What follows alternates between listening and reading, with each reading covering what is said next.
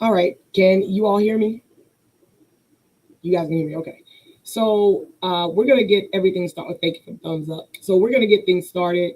Um, I want to thank everyone who decided to tune in for with us this evening. This is the second time that we've had to do this event virtually, but it's still going to be just as impactful as it would be in person. Prayfully, one day we'll be able to get back to that. But through this, I was able to bring in a couple of the speakers this evening that are actually from out of town. So that actually works out even better. We can save gas because one of the panelists mentioned they're now paying $4 a gallon for gas. So let's eliminate that and just bring ourselves into a space that's safe and way more affordable. But my name is Shalee Broussard. I am the event coordinator here at Winston-Salem State University. I am also the main chairperson of our Black History Month. Every year we have, of course, a theme. This year, our theme for Black History Month is um, Black Wall Street, but we're calling it Ram Wall Street. In this space for Black History Month, we wanted to focus on how we can re-energize, reimagine, reshape our thoughts when it comes to who we are as Black people. Um, One of the major situations that we will talk about this evening is education. And so that's why the theme is reimagining education. So, with everyone I bring up, you will hear a bit about who they are, and that'll really let you know why they are a part of this discussion this evening. So, without further ado, I will bring up our moderator, Mr. Danya Perry. Good evening. I did it. You did it. I did it. You were struggling, but you did it. No, you know what I have to say in my head. And I've known you for almost 10 years. I got to get it together. I mean, we'll get it. But if you could introduce yourself, just let everyone know who you are, and then we'll get things started. Absolutely. Peace, everybody. Proper education always causes elevation, is my words. And I truly am excited about having this conversation and being with the brother Shalee. Shout out to you for getting us connected. Danya Perry, serving currently in the role of Diversity, Equity, and Inclusivity Director for the County of Wake. A lifelong community development, youth development, public servant. Truly love working with the community and trying to figure out how can we re-engage to create equitable economic development and to be able to really help support people in their goals of being successful and however that looks like. So just excited to be part of the conversation. Okay, well, thank you. I'm excited because, for one, I mean, I sit in circles where I kind of sit in the corner and I listen to my people. And there have been times where I'm sitting in the corner listening to, did you also mention Black Jedi? Did you? Not yet. No? Okay. I had a chance. I'll wait for that. So in our Z's up, baby. But in our special times, I'm in the corner listening to my brothers, and I hear you guys just talk on subjects that I'm like, wow, I need to get you guys in front of my students, or respectfully, those of Winston-Salem State University. So I might as well bring in my other Zulu brother, Mr. Robert Fields. What's up, y'all? Robert, how are you? What's up? Good. Robert. And let's make sure everybody's clear. This is Zulu. This is not disrespect to a fraternity. Oh no. Blue Phi. This is straight up Zulu. So love us and respect us. Here we go. Yeah, it's love all the way around. I'm a licensed psychological associate in Durham, North Carolina, and done work in the community with Black boys and men and families with juvenile justice. Currently, I'm working with incarcerated men in maximum security prison with health psychology, and then just day-to-day mental health services, and just active in the community as a mental health advocate and volunteer. Well, thank you again, and I'm happy that you are here with us today. A very, very important part of this event, the Miseducation of, is to pay respect and homage to the Dr. Carter G. Woodson. And how other could we do that? What other way could we do that but to make sure that we represent by having brothers of Omega Psi Phi? So I will bring in Mr. Ray Shackelford. How are you today? This evening. Good evening. I'm good. How are you doing? I'm doing well. Yes, my name is Ray Shackelford. I'm a social impact consultant. I work with nonprofit government entities around public engagement and community outreach. That's a fancy way of saying that I move forward policy and advocacy initiatives for the Black community. All right. Well, thank you. Up next, we will bring in Mr. Justin Bowe. How are you this evening, Mr. Justin Bowe? Good evening, Shalee. I'm great. I hope you are as well. Everybody on the panel, everybody out there, good afternoon, good evening. My name is Justin Bowe. I'm a behavioral mental health specialist, high fidelity wraparound facilitator here in Charlotte, North Carolina. Been working with at-risk youth for over 20 years now, and had a little experience in the educational system as well. I truly appreciate you guys having me. All right, thank you, Mr. Bowe. Last but not least, of course, we gotta round it off with the Mr. the one that runs around this campus and really influences so many students. Our very own doctor, our very own celebrity. He's gonna kill me for that. Dr. Jack Monell. How you doing, Jack? I'm good. Yeah, I'm going. Listen, I'm gonna chill. I'm gonna stay in my lane. Hey, good evening. Hey, Shalee, shout out to you. As always, thank you for the invitation. Good evening, brothers. I'm Jack Monell, as Shalee alluded to in the intro. I am an associate professor of justice studies here at the Winston-Salem State University. Go Rams! And that's my day job, so to speak. I do a lot of community activism in juvenile justice, juvenile delinquency, Black masculinity. My work takes me across the country, across the globe, actually. And I'm just excited to be with all of you this evening. Let's build. As the brother said before the airing, let's try to solve these world problems, right? We got some issues we're trying to build about. So thank you for the invitation, man. Let's get at it. All right. So I'm going to jump off so that you all can have conversation. But those that are viewing us through WSSU's Facebook or YouTube, please utilize our chat or comment area, because I would love to repost anything that you'd like to say. If you have any questions that you would like to post to our moderator or our panelists, please do so. I will keep my eye on that, and I'm going to go ahead and take myself out of here. And Mr. Danya, it's on you. Danya, Dr. Danya Perry. Dr. Danya Perry. You. She made up on by giving me an honorary PhD, so I'll let you slide on that one. Doctor. You gave me an honorary because I have no debt for that PhD, so I'm happy about that. Well, that's going to be a great part of education that you talk about this evening.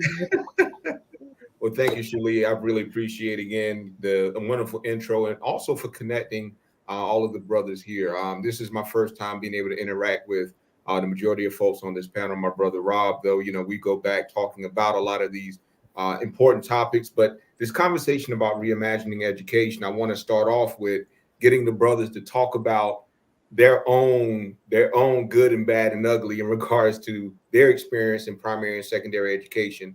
And what did it look like, right? What was your own experiences? What was the connection? Because you see, we're all Black men, right?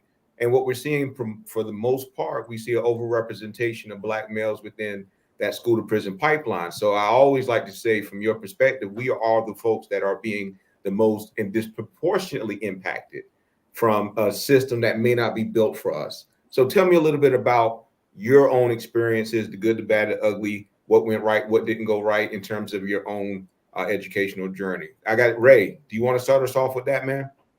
Sure. I appreciate that, Danya. And hopefully Shalee will remember how to say your name moving forward. She won't. And I'm glad you got an honorary doctorate. I haven't received one yet, so hopefully I can follow in your footsteps pretty soon. When I was actually thinking about that, leading up to this conversation, in terms of both positive and negative with my, like you said, primary, secondary education experience. And, I was fortunate from the perspective that my parents, because my grandmother taught school for about 50 years, knew how to navigate the public school situation or system, I should say, to my benefit. And the unfortunate thing about that, which obviously we're going to discuss today, is that a lot of our kids aren't in that position to where their parents or whoever their caretaker is able to navigate it to ensure that they do get a quality education. Now, even with that, I can think of specific instances where I remember in middle school, I was at a Vanguard school. It was only probably about a handful of Black kids. And I had an algebra teacher, I want to say in the 7th grade, white woman. And I had never had anything less than an A. For whatever reason, I was struggling in this woman's class. Thankfully, my mother was an advocate for me. She was able to get me removed from her class with a Black woman who was teaching algebra. And magically, all of a sudden, I'm back to making straight A's. Right. Now, I don't know how that happens. Maybe somebody can tell me. But that was one specific example that I thought of in preparation for this conversation. I think it just really helps to cement the importance of having quality Black educators and creating safe spaces for Black students. Well, listen, I see Jack nodding his head with passion and vigor. So Jack, tell me a little bit what resonated so much with you with Ray's story, and do you have any parallels with your own? So for me, education, my primary schooling or education was kind of unique. So for historical context, I grew up in Brooklyn during the 80s. I'm a public housing kid, the crack epidemic. I mean, everything you can imagine that was occurring throughout the city. So in spite of my surrounding, environment, I still was actually incredibly bright. I was that ticket, right? Everybody was like, yo, I'm that guy. I was on this path to go straight and do everything, valedictorian this, honors award that. But unfortunately, I went left during my teenage years because of just choices I made. I made some bad choices early on for a lot of reasons that we don't have enough time to get into tonight. But the one thing I always say about education and its impact on me was that education, just like many of the brothers on this panel tonight, education truly saved my life. And it gave me an opportunity to change my social class, to get the hell out of the hood and make something of myself and kind of, make up for the wrongs that I did as a youngin', you know what I mean? And I oftentimes tell people that it's so significant. Ray alludes to educators and how significant it is to have us, particularly in primary schools before we get to college. If you look at the research, I'm gonna be a little bit of a nerd. If you look at the research, what you find is that, Black kids, particularly Black and brown kids, do far better, exceedingly better when they're educated by people who look just like them. There's a level of empathy, there's a level of support. It's the holistic approach to helping our young people strive, you dig? So it's like if representation matters, you know what I mean? Like I got this Educated in Society shirt on, and y'all probably know what it is, and maybe some of the audience does, but a lot of people, it goes over their head because they don't understand what that truly means. Because the reality of it is we are threats to society. They don't want us to be educated. They don't want us to help build our communities. So I'll peace out for that. I'll let the other brothers go. But yeah, education is critical in order to help our young people reach that next phase of their lives. I love that. And Jack, you brought up a great point, especially when we talk about, the research that talks about why representation is important, right? And I've seen some similar work that kind of speaks to for children of color, positive racial identity. There's a correlate between that and their academic success. So in other words, we don't have to think about, right? When you're going, well, our white counterparts don't have to think about positive racial identity going into the system, right? So for Black and brown students, that is a part of the journey towards educational success and academic success.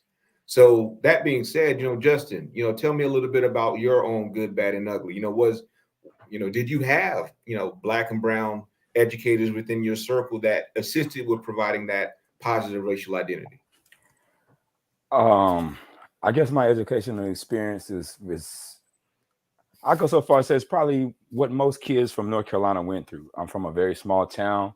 called Yanceyville, North Carolina. We had one high school.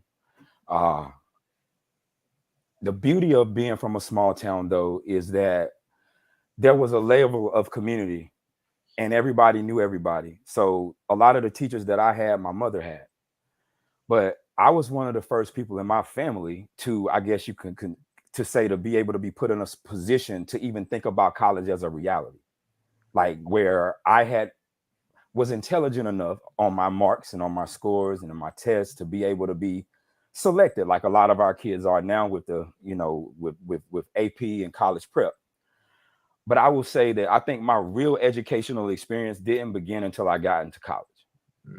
Because when you're in high school and middle school, and from a place like mine, where I'm from, you don't have to be exceptional to make great grades. You don't have to really learn how to study. You don't have to learn how to be accountable or find discipline. And my dad never graduated from high school, and my mom barely did. She had me when she was 15 years old. So they couldn't really give me any direction. When I got to college, a young man who had never struggled in any way academically, it was a revealing experience to realize that I wasn't as smart as I thought I was. And I internalized that and didn't understand that it really wasn't the fact that I wasn't intelligent. It was the fact that I didn't understand how to approach studying, how to approach academics, how to even approach why I was at this university, because getting to the university was a, success story within itself. Right. No one had any further communication for me past that point. They didn't tell me, my brother, you need to study, an hour for each hour that you're in class. You actually got to go to class. So I lost a lot of my confidence, and I'm a 41-year-old man now, and I've never went back to college, even though all of my friends have PhDs and master's degrees, because of that level of anxiety. And I think that starts for a lot of our kids before they get to college. And they lose the aspiration because they don't see themselves intersecting with intelligence, because that's not something that they see across the board, especially as it intersects with Black masculinity. So I was lucky to have a professor, Dr. Stephen Kierden at University of North Carolina in Greensboro, who was also one of my fraternity brothers. And he challenged me. He challenged me to put myself in a position to say, are you doing what you need to do for yourself, first of all, and for your community? And what does this education mean to you? Because you're here just to try to, first of all, I was there chasing girls. I really wasn't there trying to learn anything that was going to be practical for me. And now that I'm 41, I can sit back and say to my 21-year-old son, I can give him some insight. And so I would say that my overall experience was me trying to figure it out myself. So I heard Brother Shackelford say his parents, they understood how to navigate the system. The system didn't work for anybody in my family. I come from literally a family of criminals. That was my understanding of what my outcome was going to be. And mentoring, being able to be around brothers like yourself when I was 12, 13, 14 years old, who gave me a different insight into what outcomes could be. So I think the education for me was more personal. And now I'm having to learn how to actually make that practical, if that makes sense. Absolutely. And I think a lot of young brothers are in the space, especially the young brothers that I work with, who don't even have an understanding that they can be intelligent.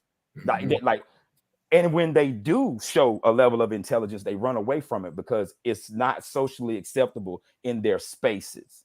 That's right. And I'll just leave it at that. Now, listen, you first of all, shout out for you. Thank you for being vulnerable.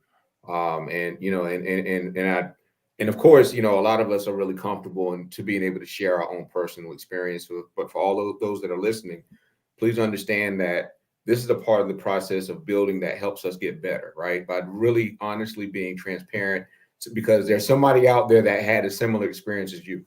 And sometimes you can help them out with just being able to share. So Rob, I'm kind of skirting in your profession, right? The space of mental health and how we release and how do we share and how do we become transparent to give other people permission to do the same. Tell me about your experiences. Let's talk a little bit about what you see and some of the struggles that are what you've experienced and what some of us have experienced, and how does it relate to what you're doing? Absolutely. I'm listening to the stories and I relate to everybody's story to the point where it's making me like it's almost triggering for me because it's putting me back to some of the stuff. I relate to what Justin was just saying in terms of having to figure it out for myself. My parents divorced when I was young, and so school was very important. My mom's a nurse, and but at that point, she's divorced. She's a single parent, and so you know how it is when you're I was a typical latchkey kid. You know what I mean? I literally had the chain with the key around my neck, and so a lot of stuff I had to figure out on my own. And education was one of those things. And while I was fortunate in that school came very easily to me, that wasn't a struggle for me. But behaviorally, it also was kind of those things of, oh, you're too smart for your own good, was what was said to me. And so I was the kid in 6th grade that would say, stop class. Why do we always start Black history with slavery? Why we got to do that? Yeah. And then I got put out of class. You know what I mean? I was the kid that was, we can't put you in the gifted classes because you got too much of an attitude. I'm the kid that was in honors classes, English classes, and the white students in there automatically assumed I was in there because I was Black. Until I started busting their tail with my papers and everything, all our assignments, and then they could see like I'm supposed to be in here too, right? There's nothing special about y'all. There's nothing that y'all can do that I can't do. And so having to go through that, and even with my teachers who thought that for some reason I wasn't going to go to college, they were surprised when they found out I was going to college. And I'm like, what did I do to make you think that I wasn't going to college? You know what I mean? So it's like the expectations were not there for me as a Black male student, right?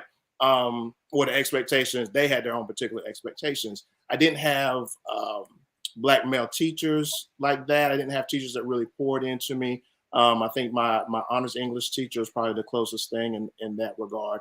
And similar to Justin, getting into college helped me to kind of expand on what I already was learning at home. My mom had tons of books, so that's what I would do. I read books at home.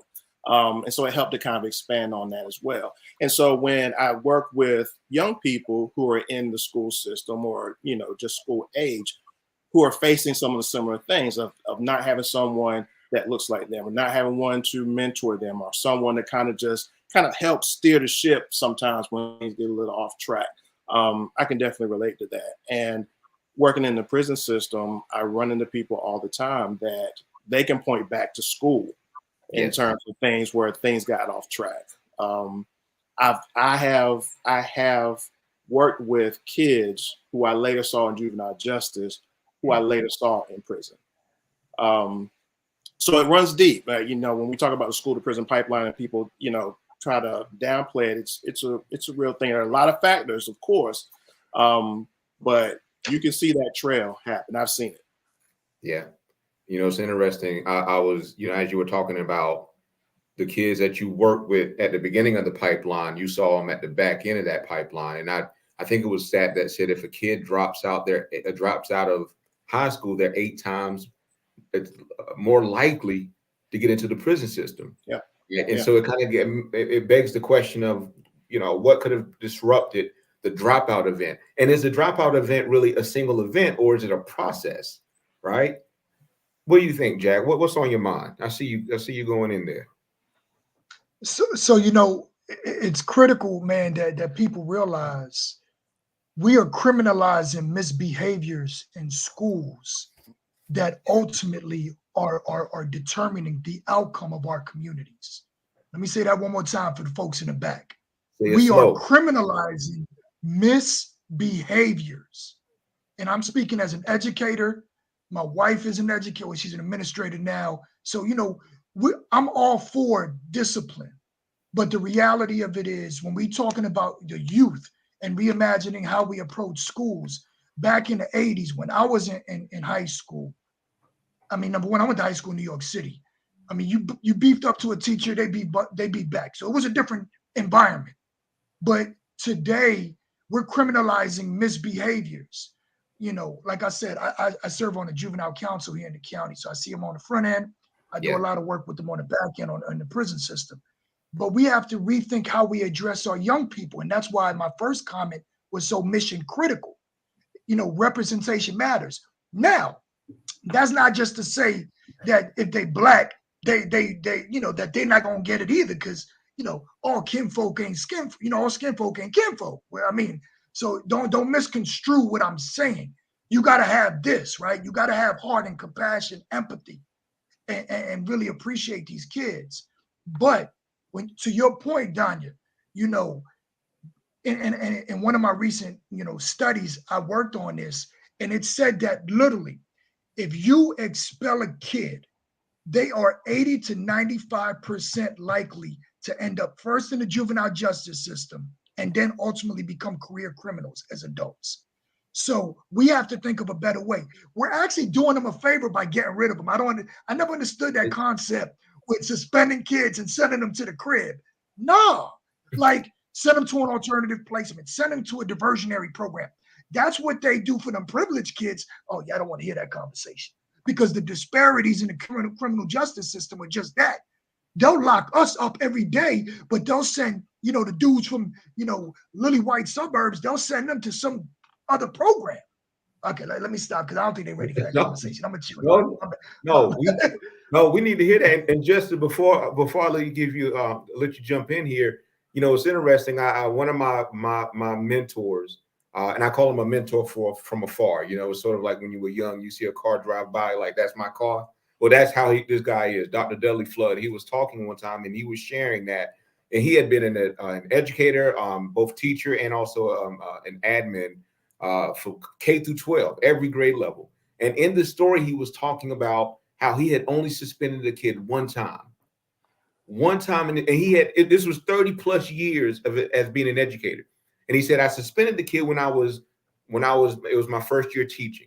And he said they caught the kid. I think he said 8th grade, 7th grade. He was smoking cigarettes in the bathroom. And he said he suspended the kid 3 days out. And then he said it hit like just something was uneasy about what he just did. He said he went to the kid's house during lunch, and the kid was on the porch doing what? Smoking cigarettes. And so he said at that moment, he realized that suspension is not an intervention. And those are his words. Suspension is not an intervention. Justin, what are your thoughts right now? What resonated with you? Just to piggyback on what Dr. Monell said, I used to work for the Department of Juvenile Justice. And I don't know this to be a fact, but they used to say, I used to work for communities and schools through the Department of Juvenile Justice. And they used to say for every kid who is not at grade level, on 4th grade reading level, they project a prison bed for that child. So it starts even, you know, further back, and a piggyback a little bit further. Not only are we criminalizing bad behaviors, but we are diagnosing and, you know, and what I consider to be justifying bad behavior and lack of discipline. And we don't have the capacity to differentiate anymore, especially as we're discussing our children. Because as I was stating before we got on the thing, we're in a space where there is no correction. There's no accountability and there's no correction, especially when we're talking about young people. And I come at this from the perspective of Black masculinity, because we are suffering the most in every space. And I don't think we do enough. We don't put enough emphasis on the systematic approach daily in every institution that our youth face, that put them in a position where they don't attach themselves to any level of intellectualism. They don't know how to have any critical thinking skills. They don't know how to literally deal with conflict in any way. So as soon as they get in a space of being in a school system and they run up against some form of difficulty, all of these maladaptive behaviors come out. And they are, in my opinion, they are falsely diagnosed as either criminality or a behavioral issue. And we never actually deal with the issue that this person can't focus. Most of the kids I work with, I work in behavioral health, they got ADHD, every last one of them. Parents hate me because what I say is everybody got ADHD. They were like, what do you mean? I said, I don't want to sit up here and talk to you, but I had to force myself and get some discipline to learn how to do it. And I asked him a direct question. Can your son play video games? And 99.9% of them will say yes. And I say, how long can they play video games? I say for hours on end. I say, well, they don't have an issue with attention. They have an issue with what can keep their attention. And you need to help them focus on discipline. And we've lost that in the family across the board. And now all of that is being subsidized by outside influences, why most of us got jobs. Because don't nobody really want to be accountable. And I say this all the time, be a parent to your kid.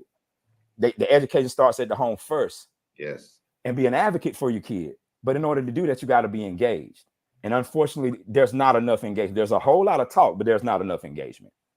Justin, you are, listen, you are starting to get into, I think, the meat of this discussion. And Ray, I want you to jump in here, kind of react to what Justin says. But if you think about what do we need to do, like if you had a blank slate, a blank canvas, and we had to reimagine education. I mean, think about what the history of education, I think, in our country really started off. It was something for rich folk, right?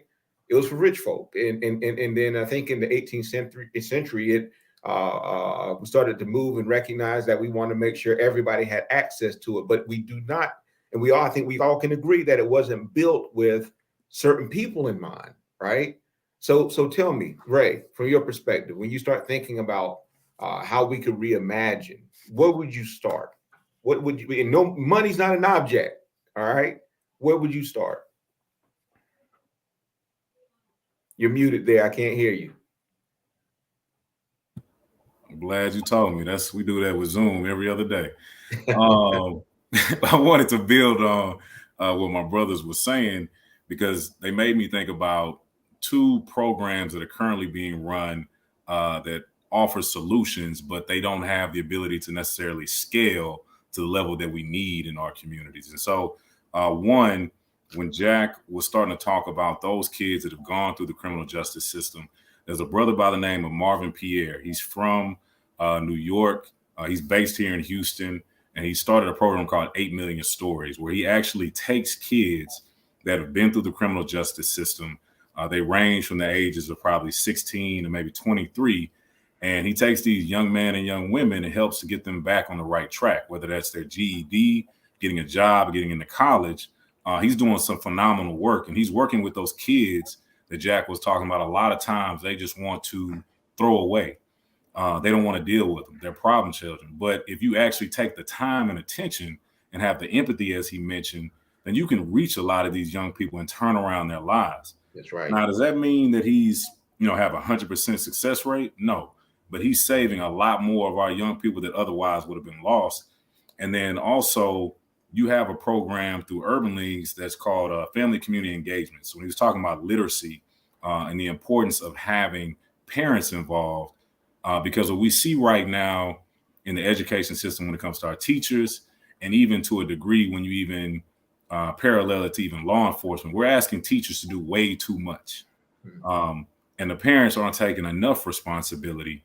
And so with the Family and Community Engagement program through Urban Leagues across the country, they actually work with parents on how to teach their kids how to read, activities they can do at home, making sure that they are equipped with the tools that they need, because in a lot of instances, our parents aren't necessarily educated at a certain level, and they don't have the tools that they need to make sure their kids are coming back to school ready to learn. But also when you think about some of the things that they have to deal with in our neighborhoods, because my first job out of Morehouse was teaching at an all boys charter school. I had students coming to school that parents are in jail, their grandmother just died, somebody got shot, and you're asking them to come in here and take a math quiz.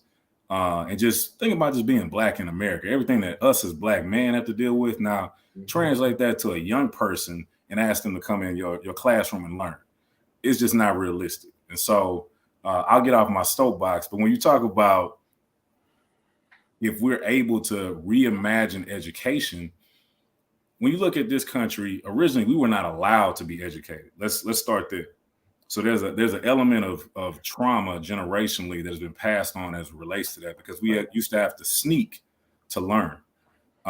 Then you had the Freeman Bureau schools that were established. And so I think part of it is we have to get back to having our own. We have some very successful examples of our own schools. And so when you talk about an education ecosystem, it's every level. you know, it's the parents. It's also, you know, what are we teaching them? He mentioned, you know, video games and the interest of our kids. How are we relating the subject matter when you talk about literacy and math to things that they actually want to pay attention to? Mhm. You know, the current education system was built for people to be working in factories. Yes. How many people do y'all know right now that are working in factories? Yes. It's not a lot. Those jobs are not coming back. It's a new day and age. So we have to prepare them for the jobs that are coming Right. from a tech perspective. And I think that's just a foundational point. There's so many different things I would love to do. Like you said, if funding wasn't an issue, the ability to take our kids back to Africa to do some type of cross learning, bringing those kids over here into our neighborhoods. Because another thing that's very strained when we talk about the Black community is just the relationships of the diaspora, and so many misnomers and perceptions that we're taught that just aren't realities. And so I'll stop talking and let my other brothers contribute because I feel like I'm talking too much. No, sir. No, sir. I've seen some amazing education models that our brothers and sisters are running across the country that makes me want to go back to school, honestly. So there are some that exist. Again, we just lack the resources to really scale them to the needs of our community. Yeah, listen, I'm going to ask Rob to jump in. And you made a great point when you talked about it's almost like we need to customize the educational experience, right? And we have to almost like I always get those little updates on my laptop, you know, to update. I get those things every 30 days, update. So we need to understand where young people are, understand where the equity gaps are for some students, depending on where they're coming from in their situation. You know, there's this thought leader in the conservative world by the name of Todd Rose. He wrote a book called the End of Average, right? And basically, he's advocating for private choice. He's advocating for school choice and for privatization of education systems because he says that the public school system cannot create the variabilities that we need, right? So it kind of speaks to what you're saying. Rob, what are your thoughts? If you had to blank canvas it and you had to think about customizing education to fit the needs of our young people now, what would that look like? Let me start by just running it back a little bit with what Justin was saying earlier, and having situations where I get referrals from parents or schools saying this child is, you know, out of control, ADHD, he needs a diagnosis, he needs an evaluation, so on and so forth. Let's get some medication going for him. And then when you start to do the assessment and you start picking apart kind of what's going on. So once you kind of pick apart, well, this is a child who doesn't have any set schedule, right? So they get up whenever they want to, go to bed whenever they want to. When they get home, they live in an environment where they can't go outside and play, so they can't burn off any extra energy, right? And so you're having all these different things that come into play where one side is saying, just based off the behavior that they're seeing in school, is this child has ADHD. But once you look at it in its fullness, you see, well, there's a whole lot of other things going on too that we could probably address, and it may not even be ADHD, right? And so I think it's important because when you have not only do you need educators that look like you, but I think it helps to have mental health professionals that look like you that can talk to you in a way that we are all accustomed to talking and feel familiar with.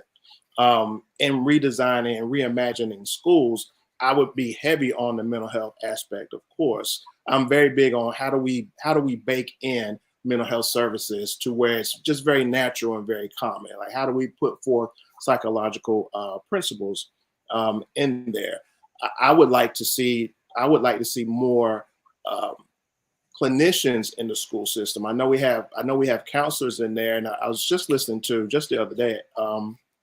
I think Durham County School Board was saying how they've increased their clinicians. Like, they have counselors, and they've been able to do something with that, increase that, but they've also started focusing on clinicians, just in recognizing that there are actual mental health concerns that need to be addressed. And sometimes, given people's locations or what they have going on at home, school might be the best place to receive that service. Yes. And if we can catch things early and be able to do it consistently within the school system, I think that would be helpful as well. I love that. You know, it's interesting. I remember, and this is 10 years ago, the data that said for every one counselor, in the school, they served 250 kids. Like that was the ratio. And I'm not It's still sure like that. it's still like that. It's still Okay. yeah. So to your It's point, still you know, to have, like you said, someone at the ready, and to be able to even shorten those, you know, that width of those caseloads, right? If you will, to be able to provide that deep intrinsic support. You know, Jack, you know, from your perspective, you're the artist, right? You're the master artist. You got a blank canvas. Reimagine that school. What does it look like? Well, I'm not going to say that out in public because we're working on that. No, but not jokes aside, you know, and I'm multitasking as we all are. I'm trying to see some of the comments as well because the audience has been making some good points. But I think the brothers have made it clear. So think about why we're even doing this. You know, no one referenced Dr. Carter G. Woodson yet, who is one of our beloved, you know, brothers. But the whole concept of creating Black history was to capture and amplify the historical greatness of who we were prior to slavery. To Rob's point, I think it was Rob, somebody said it, you know. So any school that we create, you know, we're speaking, you know, if we're creating, we're all artists here. Any school we create has to have highly trained, and I say trained, not in educational, like not using educational terms, but just holistically trained, you know, should be representative of the community they represent. When I was a kid in school, you know, oftentimes, you know, I went to school in the city. We had teachers from like Long Island, which had no connection directly to our community. They would leave and then they would bounce. Yes. You know what I mean? So that clinicians, to Rob's point, you got to have more social workers. You got to have more psychologists. You have to have more case managers because once again, it's the holistic approach. And then most importantly, you got to have administrators who are working with parents. That's my key. Now this gonna ruffle some feathers right now, man. But I've seen parents more enthused about getting their sons or daughters some new J's than getting them a new book or go to a PTA meeting. You know, I mean, you know, we gonna keep it 100. We're gonna keep it 100. Right. Please do. You know, you cannot be enthused about the latest drop on some fit, but you don't want to go to your kids, you know, school meeting, or you don't want to study. And my wife and I, we always talk about this jokingly. There's a perception that as parents, you know, I'm a parent. I'm assuming, you know, a lot of us are parents. You drop your kids off to school and then your parenting stops. Nah, B, you parent 24 hours a day.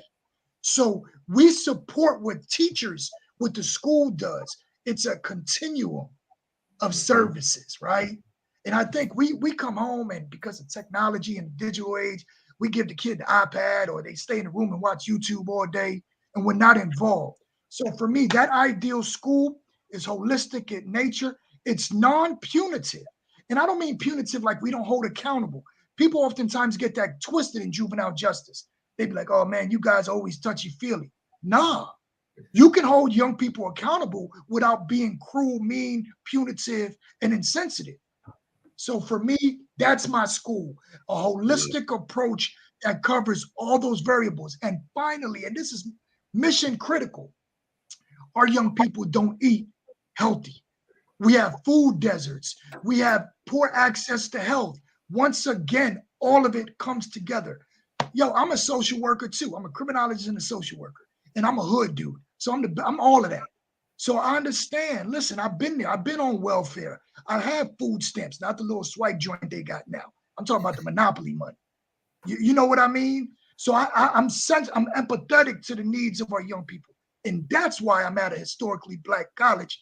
Go Howard, because I work at Winston. Don't go Rams. But that's why I'm at a Black school, because I teach these young people 10% energy I use is for my discipline. I teach that joint with my eyes closed. 80 to 90% of everything I do on that campus has to do with teaching these young people about life. And that's the true lesson. And I'll shut up. My bad, brother. I love it. And you know that, but you invoke the musings of the great Joe Clark. He said, discipline is not the enemy of enthusiasm, right?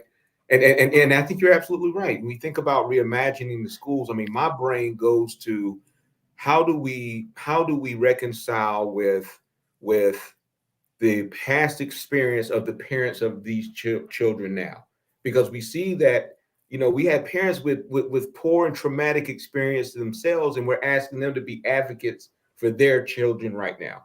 And so how can we go back even, you know, how can we create a space where we have to adhere, like, listen, we know your parents had poor experiences, how can we bring and engage them in a meaningful way so that they can get reconnected with the school to then be a better advocate for their child. Ray, you had your hand up like we were in school. What were you thinking?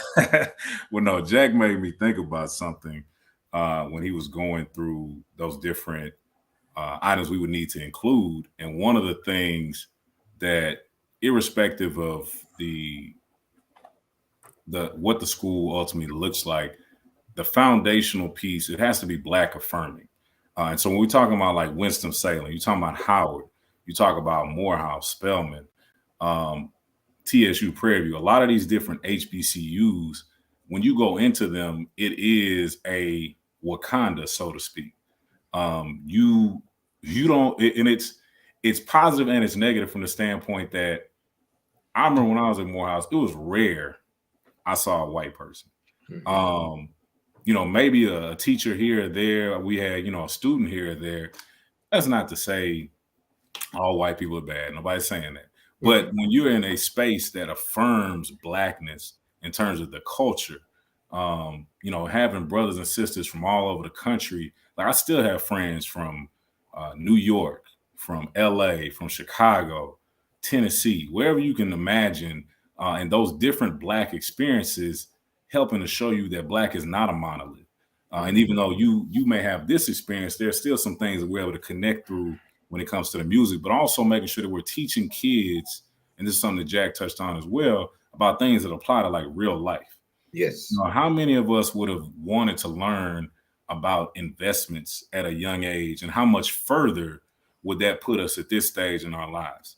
When you talk about the era of NFTs, of cryptocurrencies, you know, these young people, they're much smarter than some people give them credit for. And they are very imaginative, they're creative, they're yearning to learn and to be engaged in a meaningful way.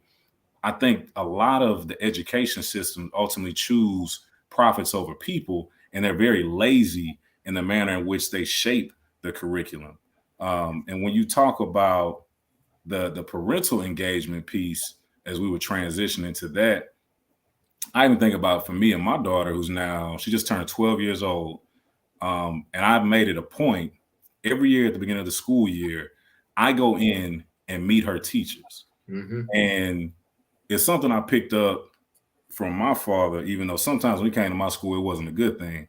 But I'll make sure I show up in a suit, and these teachers are just so surprised to see a Black father engaged in their child's education.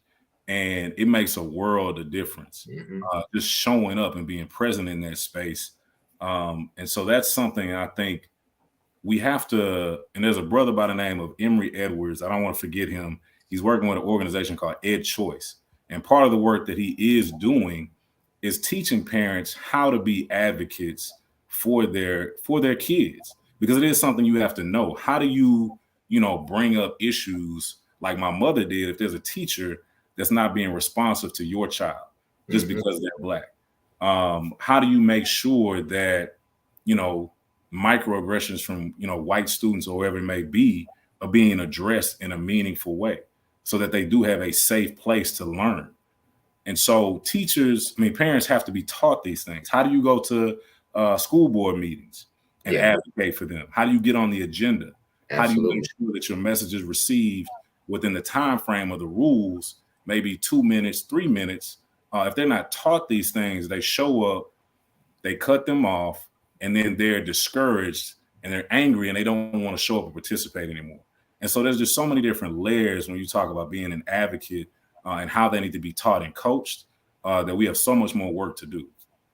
And listen, and that you make so many great points, and I think Pamela had a point in the chat talking about her it was culture shock for her going to a HBCU from Asheville. And I have to say the same thing. I went to a PWI, NC State University, and I hung out with guys at Shaw and St. Aug, and there was a difference. I mean, there was and I couldn't quantify it, right? What that difference was. I would tell them, because they would clown me for going to NC State, and I would say, well, if you took all the black people from NC State, we would be the second largest HBCU in the state. That was my argument, but it didn't feel the same way, right? Justin, tell me a little bit when you think about that connectivity part, right? Like, what connects us? Why is that so? I mean, because it's tough it's really hard for us to put, like, what is that secret sauce that would connect the student to their learning in a meaningful way, specifically our black and brown young folk? To answer that question, I kind of go back to the last one. Our ancestors haven't been delinquent on any of these subjects. Our oppressors wrote us out the respectful commentary of human history. That's Dr. John Henry Clark. Yes. Dr. Woodson gave us some insight into who we were. We are not included because we don't have community anymore. The school is a reflection of the community. It is a microcosm of the overall community. When you are not engaged within the school in any way, in any regard, you don't go to the football game, you don't come see, do anything, take your kids to lunch, then you are failing that space. Now, in regards to the schools itself, we have to first acknowledge and understand that schools are doing exactly what they were set up to do. What is being produced right now is exactly what's supposed to be produced. We just have the worst symptoms. Like we what they say, when America has a cold, we have the flu. Yeah. Back to the Freedmen's Bureau. If it wasn't for Reconstruction, there wouldn't be a public school system in America, period. So without blackness, nobody would have any access to any of this. My answer is very controversial, but I believe in it wholeheartedly. We need to desegregate. I mean, we need to go back to segregation. We have to acknowledge and be honest about the fact that our oppressor is not truly interested in including us in his space. And if he does include us in his space, he's going to include us in a way that makes him comfortable. I went to a PWI. I went to University of North Carolina at Greensboro. My best friend went to went to A&T. There's a completely different experience because you are there with your people. When you walk into the administrative office, the lady that's looking at you, she could be your auntie. She relates to you. She sees herself in you.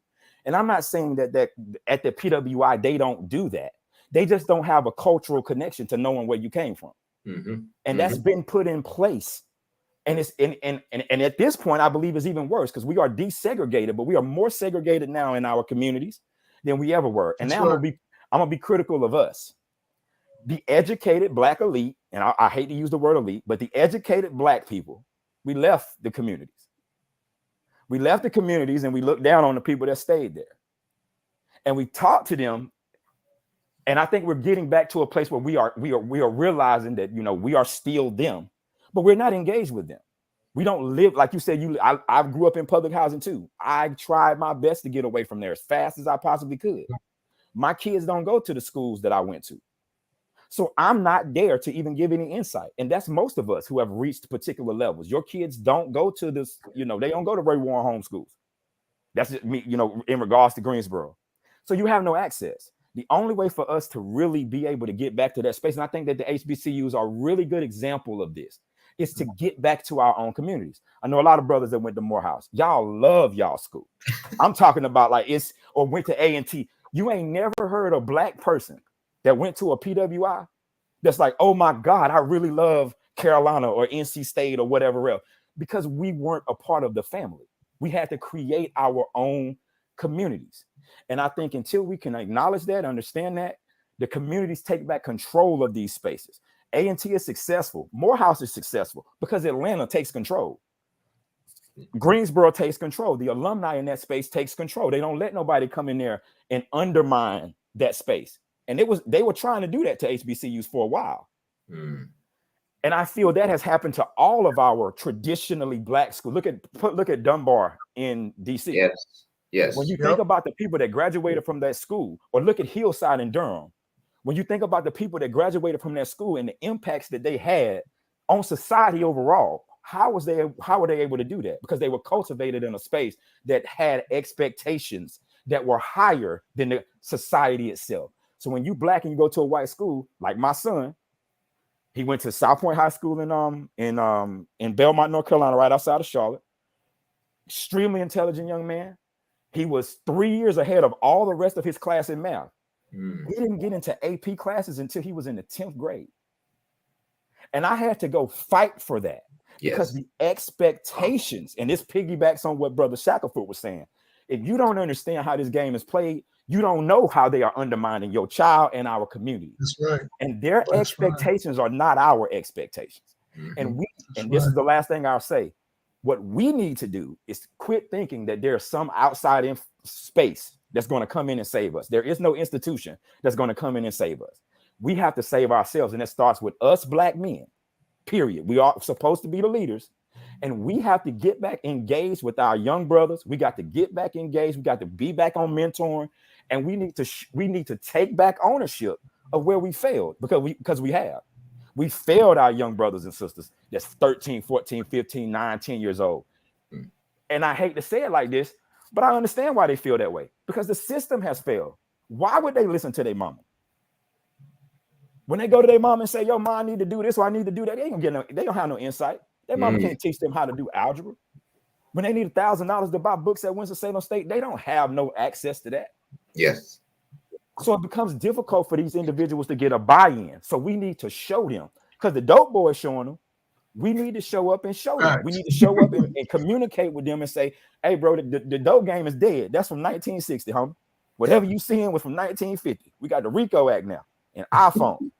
Go get a real job. But how often do we actually do that? I'm sorry, I know I got long-winded. No, listen, I was about to say, let's pass the plate, because we're preaching now, because from my perspective, and I will push back, and I love the fact that in this conversation, and someone mentioned we're not a monolith, right? Blacks are not a monolith. And I'll tell you, Justin, I love my PW. I love NC State. I love that experience. I got a lot of different intersections with that, but I think it was the fact that a lot of the Blacks within PWIs recognized that we had to create and insulate ourselves. We had to PWI didn't love you. Right. Your PWI. See, that's I think you're right.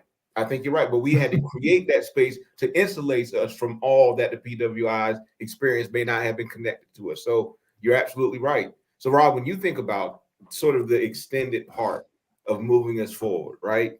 We're talking about community engagement. We're talking about parents. We're talking about brothers standing up. We're talking about analyzing and dissecting the existing system. And even, as Justin said, is it right to say we have to actually become separate to serve better? I mean, what are some of your thoughts? This is really, really good, thought-provoking conversation. What are your thoughts, Rob? First of all, Justin just did a whole sermon. And listen, bruh, laid it all flat out there. There's so many things that made me think of. I went to East Carolina University undergrad. I went to North Carolina Central for graduate school. At East Carolina, it's kind of like with Ice Cube and higher learning and being behind enemy lines. They have that quote come out of there.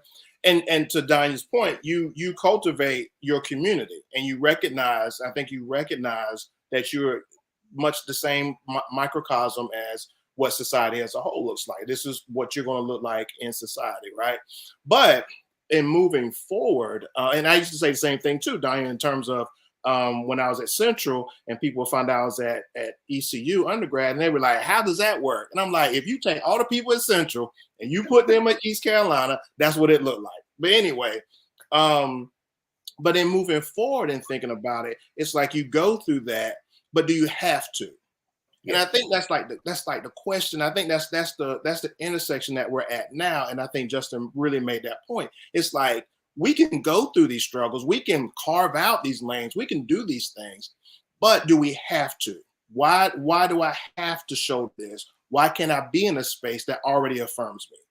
And so if I can be in a space that already affirms me, then what can that possibly look like? How can we cultivate that? How can we continue to build that up? And I also think in terms of HBCUs, like, when A&T is around, you ain't got to question it. They gonna tell you off gate, you already know. So, and I used to be at Central and be like, man.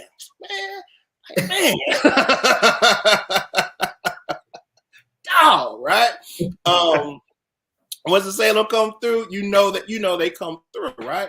And so I think that whole kind of taking control and controlling that narrative and being responsible for it requires us as alumni to give back and to be present, even on that collegiate level, much like we need to be present in the community, because we're trying to help cultivate. Back in the day, they had pipelines for these Black kids to get into these Black programs and continue on into whatever success that they were looking at.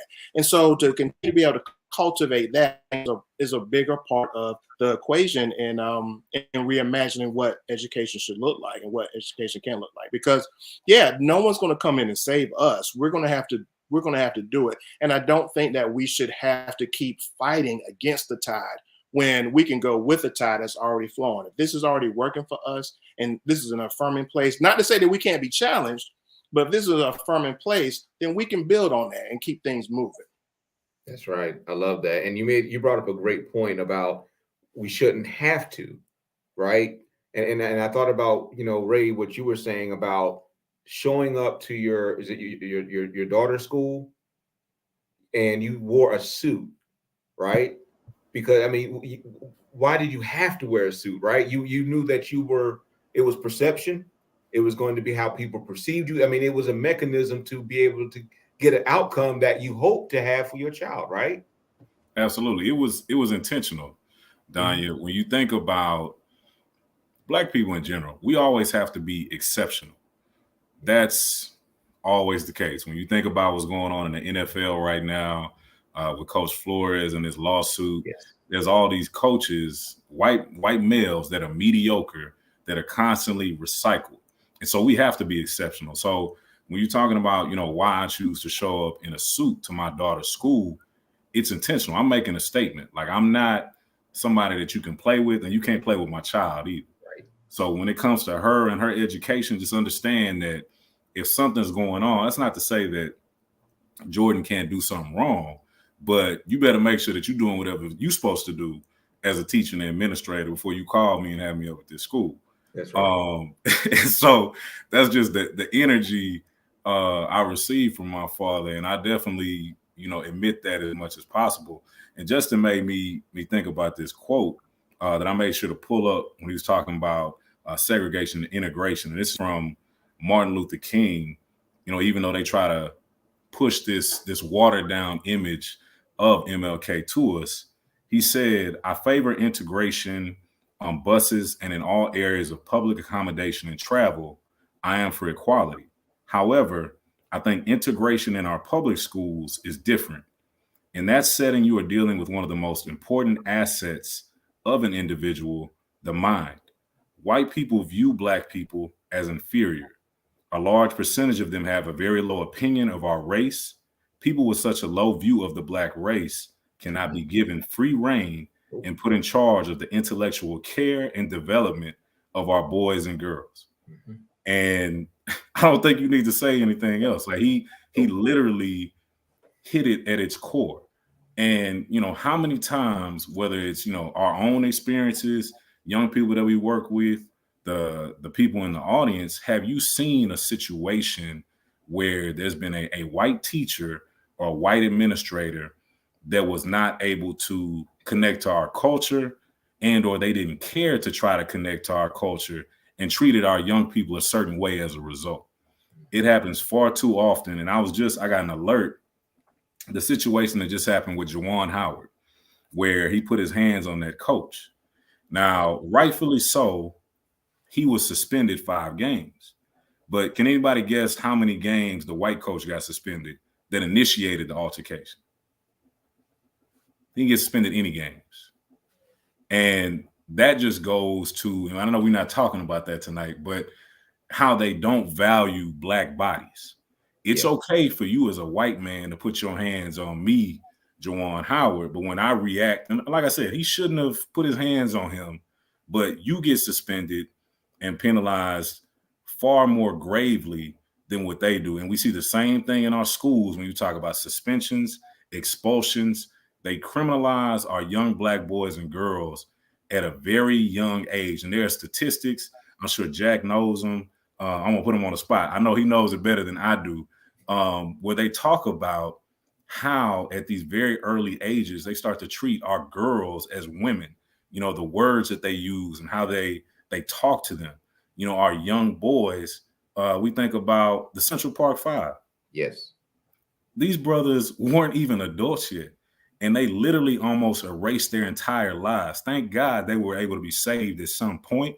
But how many of those stories, and now we're starting to see a trend in all these cases being overturned where our young Black boys and girls have been criminalized and their lives have been taken from them because they simply are Black.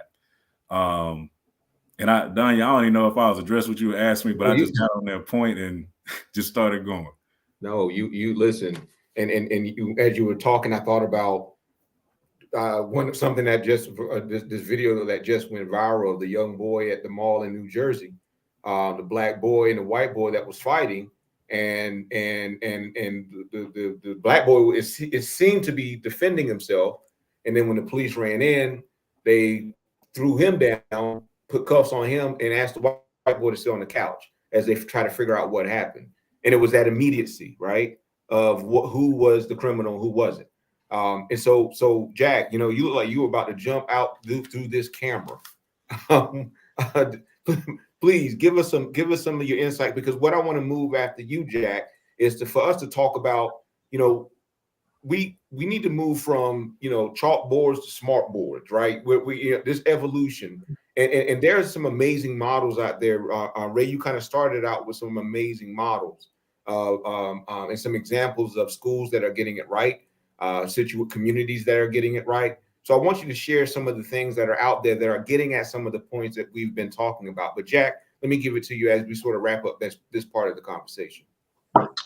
Yeah, I mean, you know, it's hard not to get, you know, oftentimes I tell my students, man, don't, you know, take the emotion out of it, man. But it's just so hard when you start talking about topics that just directly impact you, man. But I will say this, there's a theme going on here, which I hope the audience appreciates, is that there's a continuum of apathy towards Black bodies, period. Male, female, young, old. You know, that's you know, historical. Because of that, we never really truly got our due. So when we talk about HBCUs versus PWIs, I'm a product of both. I had great experiences at both.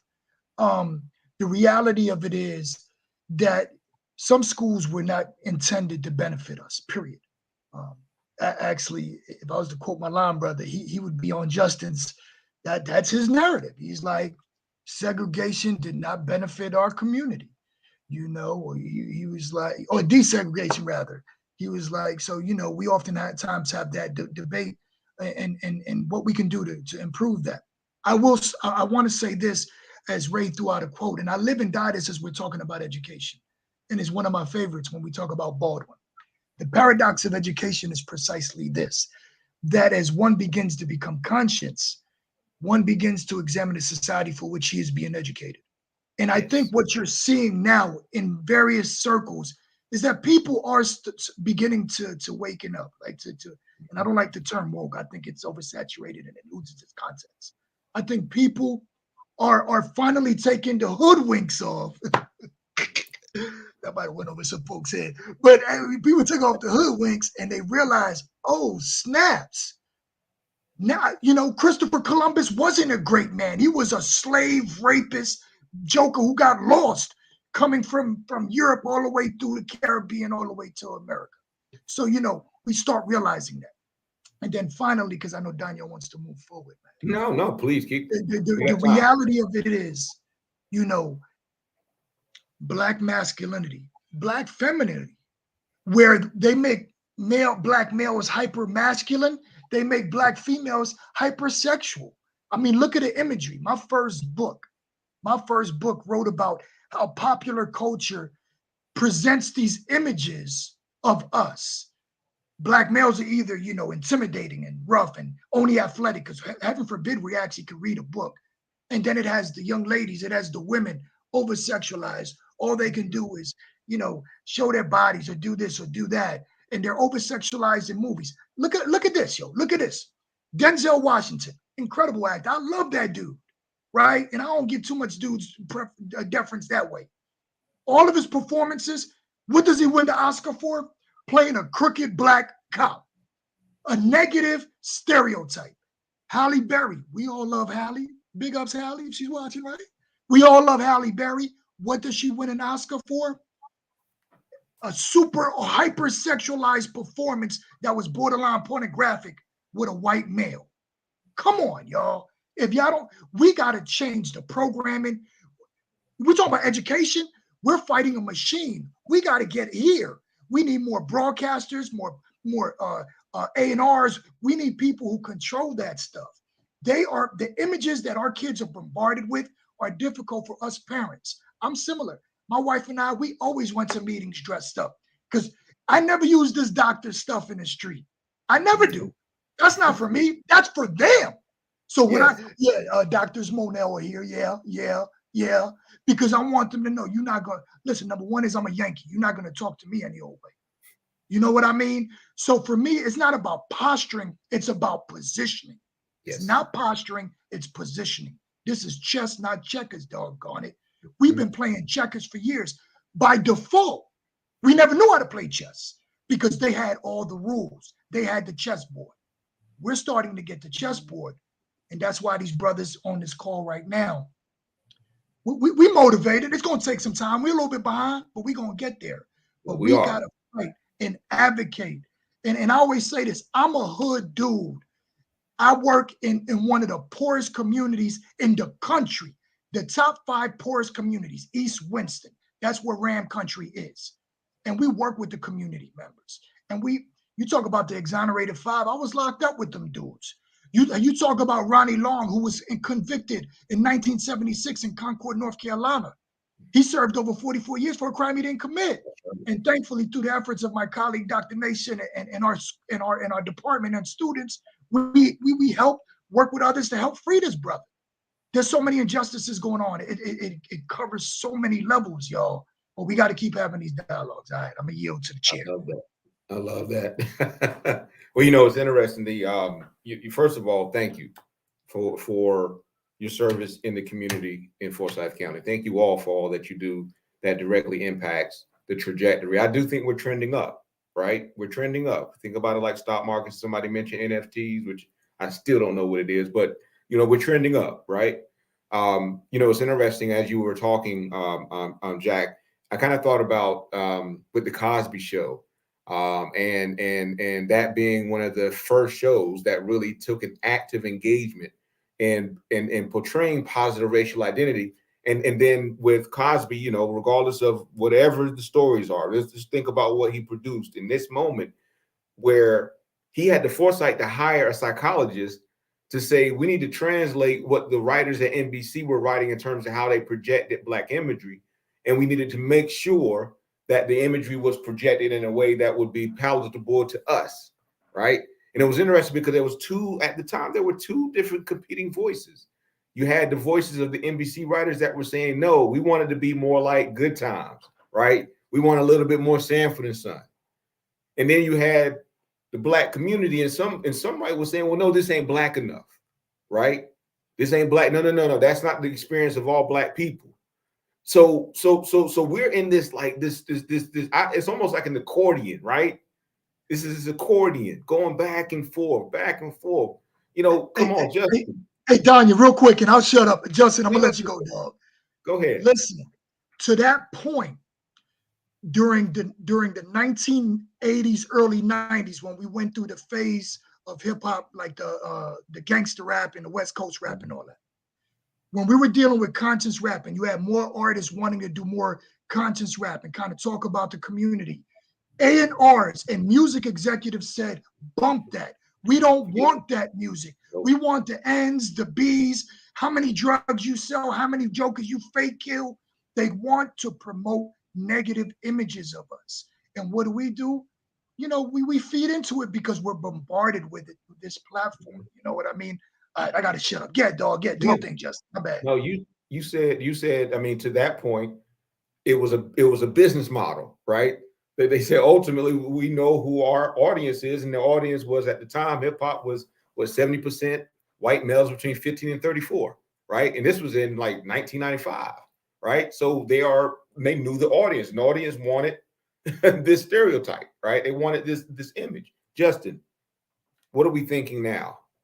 Because right now we have to empower the young folk that are on the campus of Winston-Salem State, the young folks who have tuned in maybe off-site, and so folks who are connecting with young people. You know, where do we go from here? How can we empower them to become change agents to take what we have right now, right? To either reimagine it completely. Let's build another campus. Let's build another. You know, where do we go? What's your perspective? You're on mute. Or you blew out your speaker from that last sermon. My bad. I hate to continue to go back, but our ancestors weren't delinquent on any of these subjects. Like at the end of the day, we have to stop being crazy, right? What do they say? Like insanity is doing the same thing over and over and over again and hoping for a different outcome. We've had enough experience to see that what we are doing doesn't work. Now, to your question, the first thing we need to do is understand that our oppressor is not going to give us the tools to unoppress ourselves. That doesn't work. We wouldn't do that. There's nothing wrong with loving yourself. So when somebody says that we should go back to being in a space of segregation, then that's not a bad thing. Because, I mean, you know, we have other subcultures that completely do that in their spaces. We're the fools who believe that other people are supposed to be teaching us. Now, for the young people that's out there, you are the most empowered, you have more access to information than any other group of individuals in human history. Don't wait for anyone else, first of all, to give you the things that you're interested in. Second of all, to give you insight into it. We on YouTube right now, I believe. You can learn anything on YouTube. You can learn how to change the tower. You can learn what an NFT is. You can learn how to trade. The problem is we've gotten to a place where nobody wants to work. You want all of the reward, but you don't want none of the work. So we listen to the brothers up here with the big degrees and stuff. It looks great, but we don't know what they had to go through to get there. How much studying they actually had to do. And I feel like we don't show the young people enough the work portion of it. I'll make it relatable to sports.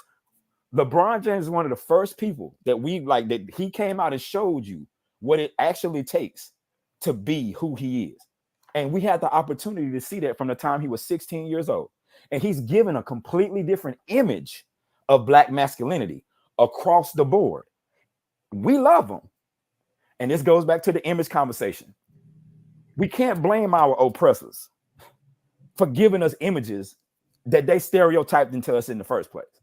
What we need to blame is ourselves for saying that that's a part of our culture. We attached criminality, we attached over-sexual behavior, even though that came from stereotypes that was put on us by our oppressors in the 1600s. We brought them forward into the day, and now we have glamorized those spaces. Glamorized.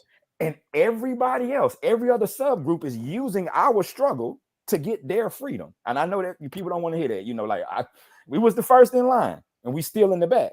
No, you're right. Because at the end of the day, nobody wants to be in a position, and this is just my personal opinion, nobody wants to really be accountable and be critical about where we are. We're not doing think tanks. Our oppressors do 50-year think tanks. They go out there, they figure out a plan for 50 years from now. When's the last time we did one? When's the last time HBCUs came together and formalized, like to put all of their resources together and say, well, this is what we want to do as a plan for the future of Blackness or the Black educational experience in this country. We don't do it. We wait for the Department of Education. We wait for Bill and Melinda Gates. We got enough resources now. We got enough Kanye a billionaire. We need to get out there and start holding these people accountable. These people take from the community all the time. Jordan, Kanye, the rap, they take from the community. What do they give back? And we need to start holding them accountable the same way we hold other people accountable. And young folks, y'all got the capacity to do that. Quit buying these people stuff. They're not doing nothing for you. Don't buy them nothing. They don't come to your community. They don't come to your school. Don't buy it. Don't support their movement because they're not supporting yours. Educate yourself. That's what I would say. You can do it. You don't need anybody else to do it for you. Find a good mentor. That mentor will help you navigate the spaces that are confusing you. And understand that sometimes it's okay to challenge. Challenge your teachers, challenge yourself, challenge your mentors. And that's all I'll say. Hey, keep it moving. Especially when you talk about work ethic, that intersection of wanting, you have to work for it and whatever it is. And that flu bug called instant gratification, that disease of instant gratification, you press that button. I'm not going to lie. I'm saying it as if I wasn't a victim to it because, I grew up on when you had to shake that popcorn over a stove and it took about 10 minutes for that thing to pop. But now you just put it in the microwave and I'm still impatient, right? Like looking at like three minutes, 2:59, 2:58, So, we all get there, right? So Ray, think about it, man. Think about it. I mean, we're trying to construct something for our young people to build on top of. What do you want to give them? Are there any models that you've seen? And you kind of let us off with some models, but what can you impart on them? Yeah, I think that because as you were talking, I was thinking about other models, like you said, outside of what I mentioned at the top. And one thing I thought about that happened during COVID was two things. You had some parents, to Justin's point, that started to take ownership of their child's education because they had to, because of what was taking place. And so I know parents who now have been homeschooling their children, and they are shaping what their educational agenda is and making sure that they're not only learning, I guess, quote unquote, what the districts are requiring, but also teaching their kids what they want them to know to make sure that they are self-affirmed as Black kids, but also equipped to go out into this world and succeed. And I also saw instances where you had groups of parents. I know there was an article about a group of Black mothers here in Houston who took their little girls. They were all in, I think, pre-K or kindergarten, and started like a little pod between, and it was called like Black Girl Magic or something like that. I have to find the article. But I thought that was extremely dope. Very, it was very, used a lot of ingenuity to put that together. And then they weren't depending upon anybody, to Justin's point. And so I think one of the biggest things when we're talking about models is understanding that there are certain things that you can accomplish on your own as a parent, but there's so much more that we can accomplish as a collective when you have us coming together, small groups of parents. And it doesn't take, 100 parents. If you get together with, 5 to 10 other groups of parents that have a similar mindset, and you decide this is what we're going to educate our kids on, and this is how we're going to pour into them, you would be amazed at what you can accomplish. And there are so many different resources, whether it's through the Urban League.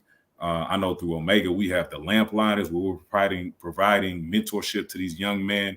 There are all these different programs that you're able to tap into.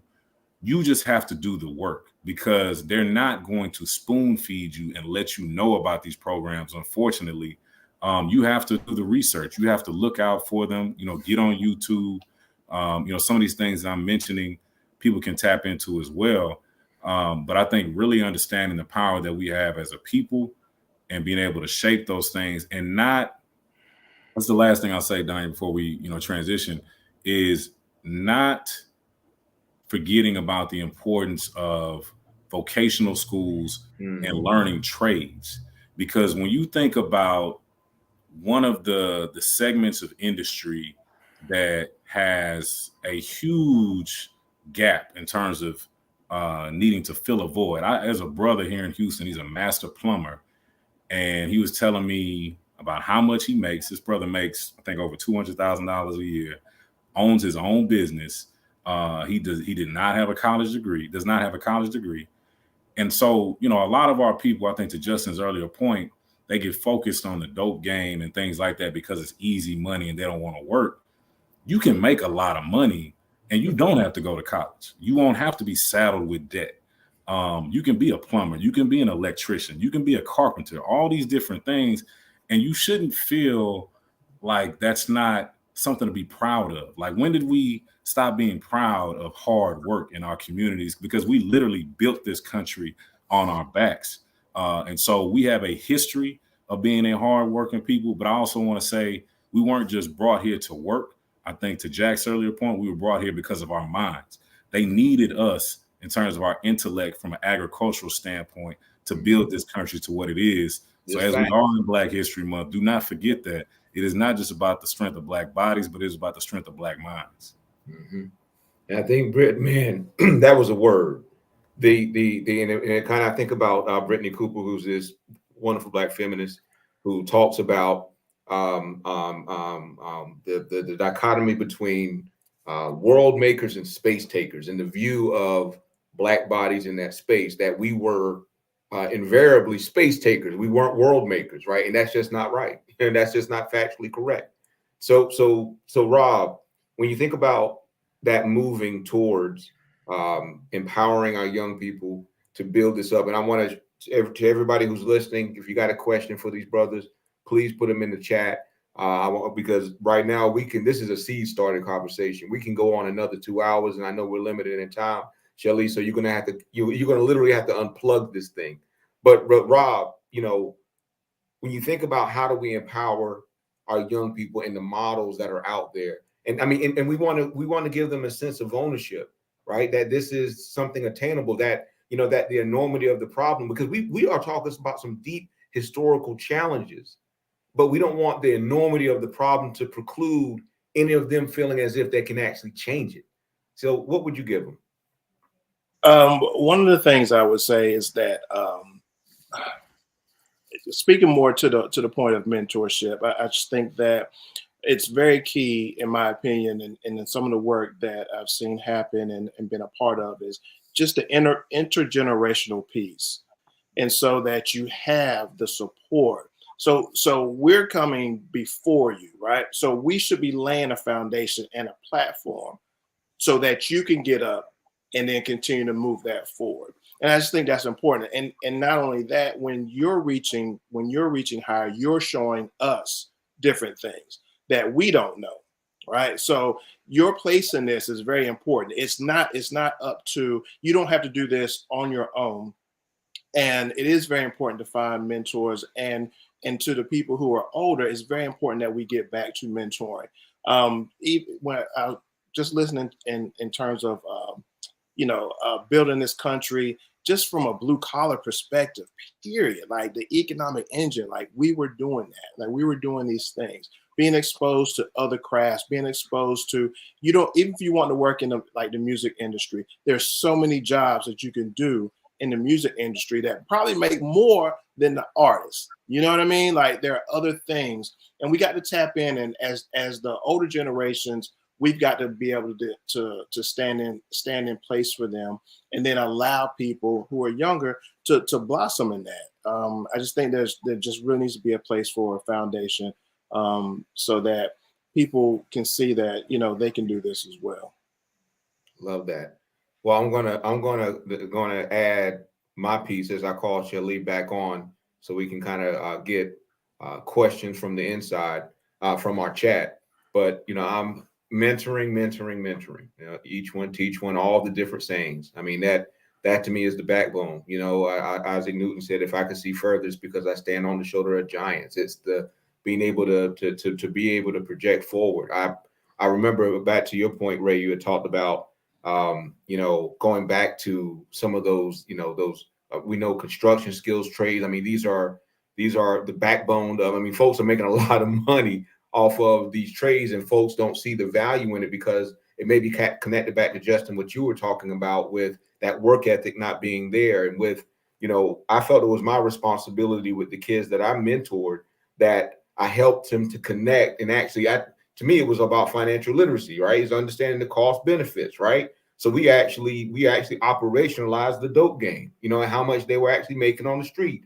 And we got to a point when we put in man hours, we put in product, we put in time, that we equated to what they were actually making was about $3.32 an hour, right? And it was a way for them, and it like clicked. It just clicked, right? And it wasn't just me saying, don't do drugs, get off the block. It was about operationalizing. It was about, if any of us told a kid, yo, go get a PhD, would we really expect them to be able to do it without operationalizing and taking step by step and mentoring and coaching and shadowing and helping to, listen, there's a little issue over here. Let me tell you a different way to get there. So to me, mentoring is the key and the foundation of how do we reimagine systems, because they are the folks and the individuals that will be taking the system and they will hopefully flip it and turn it to what it needs to be. Shelly, I saw you peeked up. Thank you so very much. Shout out to all the brothers, man. I'm telling you, this right here, this is what we need. We need more opportunities like this. Shelly, thank you for giving us this space. Turn it back over to you. Okay, so I think the only two that can really attest to the way I feel after these sort of conversations are Dr. Monell and Justin, because they have been in this space, and it's hard to put the words together as to the power behind just this hour and a half. We already saw in the comments, we need a part two. I think there's going to have to always be more conversations, because if we're talking about the miseducation of ... reimagining education, we have to be the ones that create the space for people to learn about what's most important resources. You guys have been throwing so many little, what you call them, diamonds, little gems out there, and I hope that our audience has been able to grab onto it. This is going to be on WSS, so many S's in that, WSSU's Facebook page and YouTube. So if you guys want to go back and, as far as our audience, go back and look at this again to pull from it, please make sure that you do. We're still getting comments such as, great conversation. Will there be others? These are talented celebrities. I got to get on their schedule. So if we can get them back, I will definitely do that. Great information and insight. Great session, much needed. So we hear this, we see that, there's a need. So I do see us coming back together. Even if it's not with the same, I would love to have the same panel. We'll talk a little later off the table about this and see what we'll do. But I guess the last thing that I would say, one thing that we talked about when we had a quick conversation last week, what is this space? This is a space where we're talking, but we're also looking for solutions. So no, there's not a golden blueprint that's going to help us to make it through perfectly and easily. But for each of you, before we get off, if you could, and I want to start with Ray, Mr. Shackelford, because as he mentioned, we met through a conference called Ed Choice. And being at that conference, I know the first time he heard me back there, and I'm just going off like, yeah, why is education so messed up? Why is it? And I was just getting passionate because the more I'm hearing about how messed up everything is, like all across the country, like it's not just here, to have all those voices come together and say the struggle is real everywhere. But we started coming up with solutions. For me, it's cute. It's like, okay, who's my dream husband? He has to be, or who's my dream wife? Like, we can say these things about what we would love to see, but what would really bring these dreams into fruition, however we can do it, no matter how small. So that's kind of the question I'm gonna throw out to everyone so they can wrap up. But Ray, starting with you, because I know we have that connection, and you can kind of pull up some of the solutions we spoke of during Edgewood.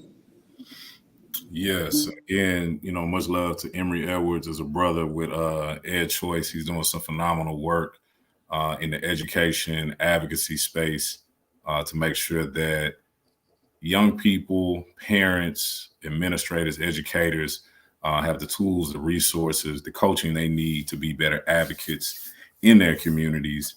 And, you know, from a solution perspective, some of the things we started to talk about, and, you know, Jack and I feel like all of us kind of touched on a lot of those things earlier in the rundown. But I think for me, I keep going back to safe spaces for Black kids, for Black teachers, for Black administrators.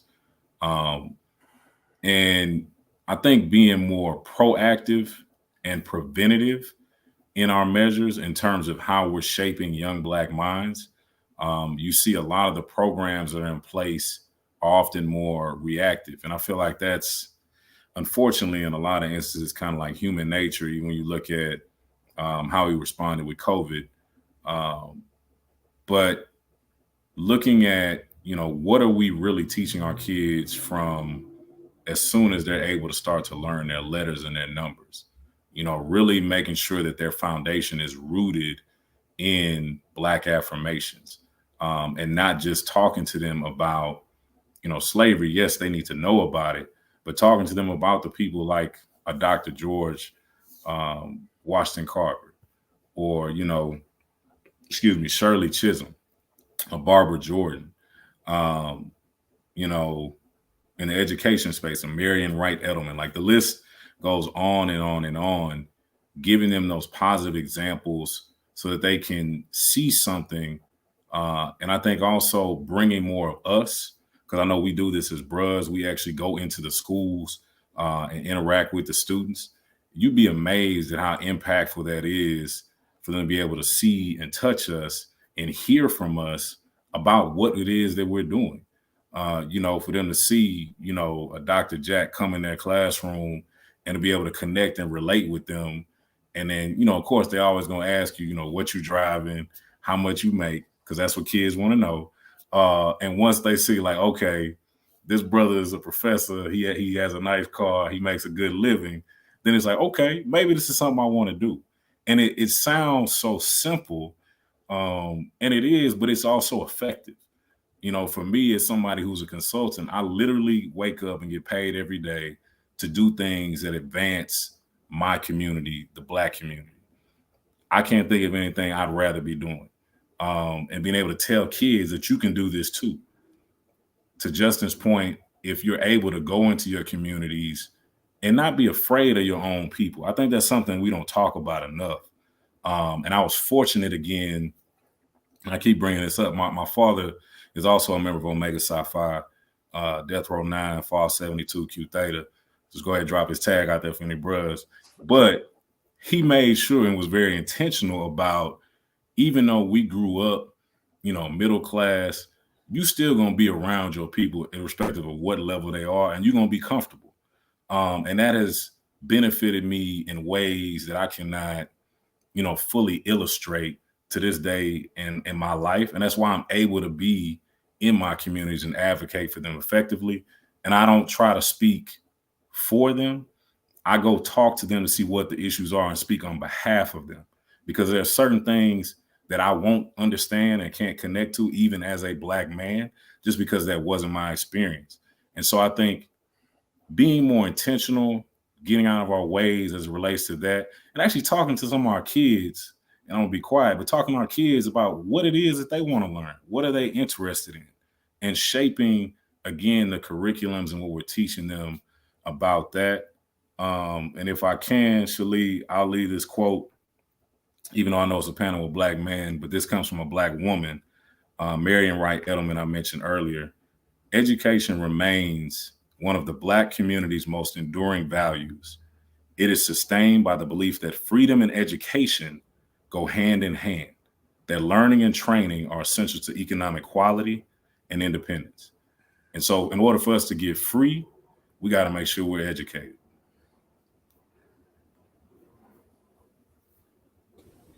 All right, thank you for that, especially that quote, because I wrote down her name because I was like, I remember hearing her before, but that makes me want to look into her even more just because of that quote. So Danya, here I go. I corrected myself in my head, and I still want to do that. I apologize. This is embarrassing at this point. I will edit that out of this, so don't worry about it. No one will see it again.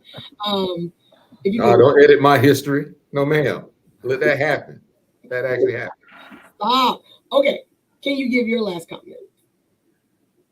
I think, what I like to leave with folks is that, the only way that we move forward really honestly is having open, honest conversations that challenge and push you. And that whole notion of being comfortable, being uncomfortable. I mean, this conversation in itself helped me move one step closer to what we can actualize, right? That if we can think about what true liberation looks like, that dream, this took us one step closer. I had an old football coach that would tell me I always wanted to be Barry Sanders, even though I was big as an offensive lineman. He said that when you run the ball, he said, stop going sideways. You're going to get tackled. Just fall forward. Just fall forward. Because if you fall forward, you are 1 inch closer to that end zone. And so as we're building and as we're moving this thing forward, I just say that just continue. It's not going to be easy. It's going to be a struggle. Young folks, this is tough. This is tough. But take the information, take the artifacts, and just fall forward. We'll get there. Fall forward. So we're going to fall forward into Mr. Justin Bowe. Thanks everybody for having me and then allowing me to speak in my long-winded way. I hope I didn't offend nobody too bad.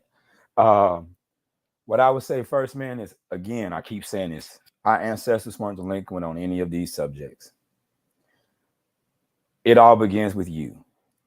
Like Booker T said, cast down your buckets where you lie.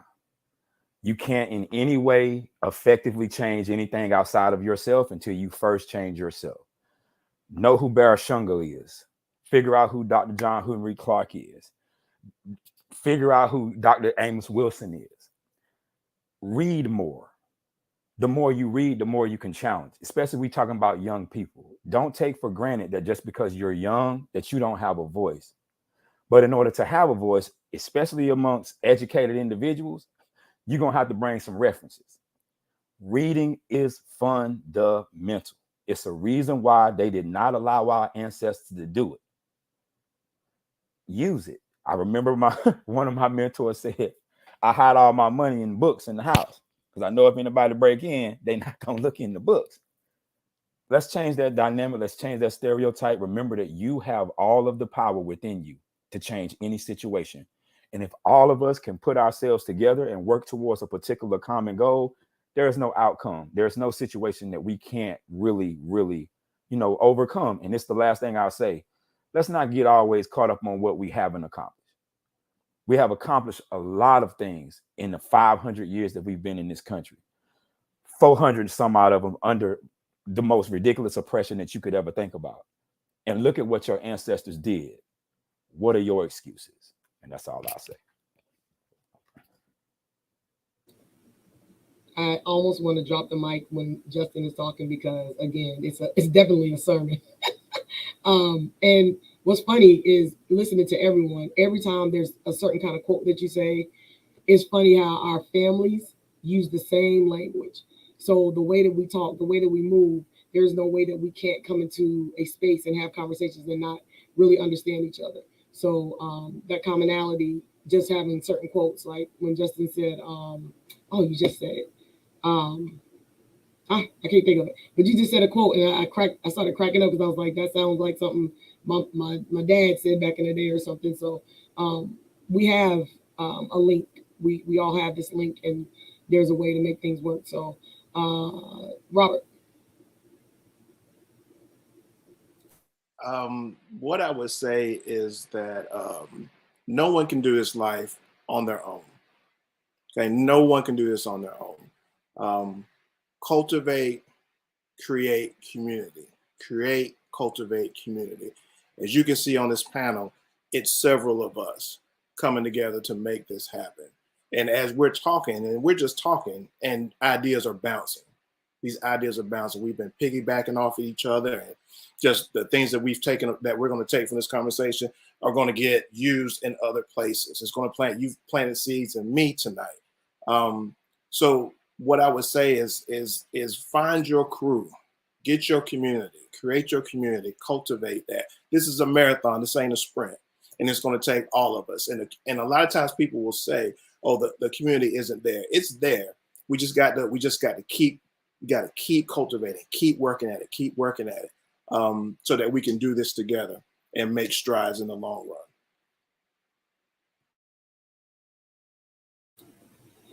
All right, Doc. I mean, quite frankly, first and foremost, I just want to thank everyone for the opportunity to build tonight. Definitely incredible conversation, incredible dialogue. I would just encourage everyone with all the brothers already have stated, but more importantly, just be engaged. That's probably the best thing I can say. Be engaged in the process. I'm a social justice professor, so I oftentimes tell people you don't have to be a social scientist or an intellect or whatever descriptors you use for folks that you oftentimes see on the front lines. Use your gifts to be change agents. I don't care if you work in a lab, I don't care if you pump gas, I don't care what you do, but just we all have gifts to be change agents. Be engaged in that process. We can't Monday morning quarterback. We can't have an opinion, but then sit on the sidelines. We can't expect, to Justice's point, and he's adamant about this, we can't expect others to come into our community and save us. I don't subscribe to that savior mentality anyway. So if you want our communities to be better, if you want our children to be better, if you want us as adults to be better, then you have to be involved in the process. And start small. Don't let social media fool you. You know what I mean? They have you thinking that these folks are living these lives. Just live your truth, engage with your community, and do your part. And if we all do that, then it'll be a big change. Peace and blessings, and most importantly, go Rams, and we're gonna win the CIAA championship.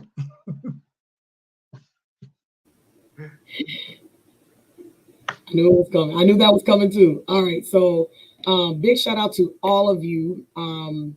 Again, in everything that you do, each and every one of you have and continue to pour into me and make me think and move differently. And I hope that has happened for those that are listening. As I said, I'm going to bring you guys back out. So, that's what we'll do. So everyone that listened in, just keep your eyes and your ears open. We will definitely come around to some more conversations. Be on the lookout in March. We'll have our ladies first, which will be a panel of all women going on to the conversation of womanhood. What does womanhood look like? And when I say womanhood, I mean womanhood, like the woman in the neighborhood, woman in the community. What does that look like? How do we help to support not only the women, but our families as women? So that's going to be the next conversation. Again, thank you all. And I hope to see you all again. And you guys, y'all hold off. And our audience, peace.